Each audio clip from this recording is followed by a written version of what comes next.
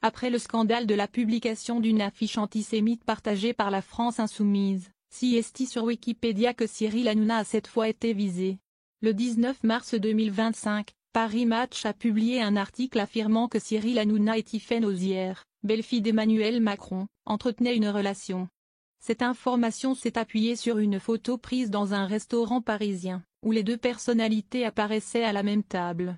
Si aucun geste affectif n'était visible sur le cliché, aucun des deux n'a réagi publiquement à cette affirmation. Dans son émission Touche pas à mon poste du même jour, Cyril Hanouna n'a fait aucune mention de cet article.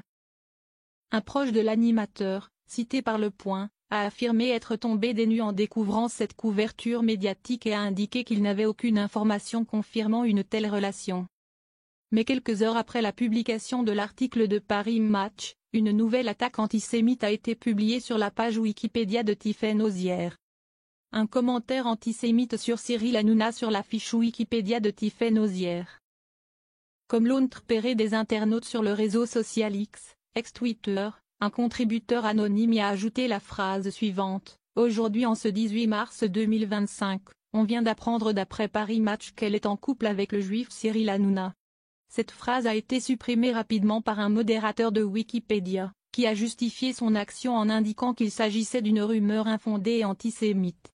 La tentative de modification a été archivée dans l'historique du site, comme a pu le confirmer Marie-France. Cette attaque est survenue quelques jours après une controverse autour d'une affiche de la France insoumise, LFI. Le 11 mars 2025, le parti politique a diffusé un visuel présentant Cyril Hanouna sous des traits jugés caricaturaux, ce qui a provoqué des accusations d'antisémitisme. Plusieurs figures politiques et organisations ont dénoncé une ressemblance avec des affiches de propagande nazie des années 1930.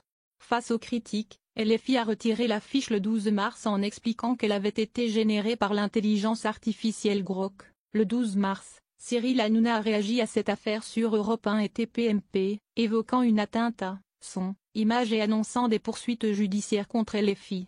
L'affaire a entraîné plusieurs condamnations politiques et le gouvernement a évoqué un renforcement des sanctions contre les contenus antisémites en ligne.